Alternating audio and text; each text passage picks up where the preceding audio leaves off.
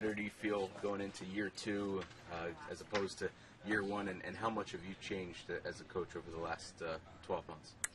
It's funny. I was watching the Bill O'Brien conference, and he was kind of getting those same questions. And it's funny, year one, you kind of come in and think, how things are going to go, and you learn a lot, on the sidelines and just, through your program, through camps, and a lot more comfortable this year coming in, and I think the kids are a lot more comfortable with what we're doing and how we're doing things. Do you feel like Westmont's a program on the rise? Absolutely. The community is really getting behind us. The kids have worked really, really hard this off season, and that 2-8's unacceptable.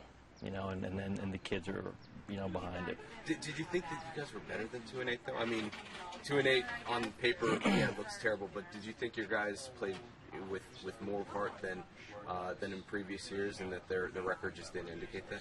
You know what? Not being around the program, I really can't answer that as far as from years past. I mean, we were in a lot of ball games. Had some teams on the ropes, and but when you're down in where we were, you got to be able to finish games. And we did in the Summer State game, but you got to be able to do it consistently week in and week out, and I think you're going to see a lot more consistency this year from us. What is the biggest area of strength for this year's Phil squad? Skill kids. Yeah. I mean, they're coming back year two in the system. Running the single wing, it's very different from what these kids have been running. And with Sam Curry and Liam Moran and Colin Barron, they're much more comfortable in what we do and why we do certain things. What are coming off a 2-8 season?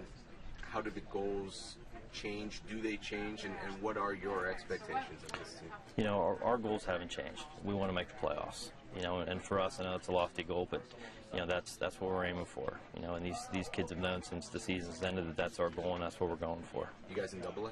Yes. Okay.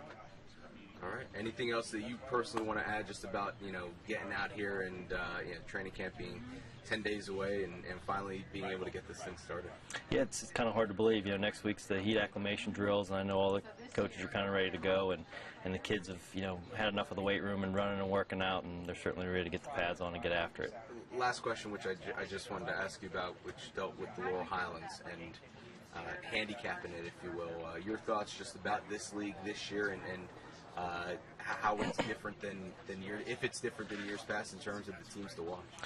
I think Richland's definitely the upper echelon. I think Forest Hill is going to be a contender as always. Bishop McCourt lost some skilled kids, but they're still Bishop McCourt. They always will be. I think that there's a lot of teams that are very close together, and I think it'll be pretty interesting how it plays out during the year as far as those middle of the pack teams.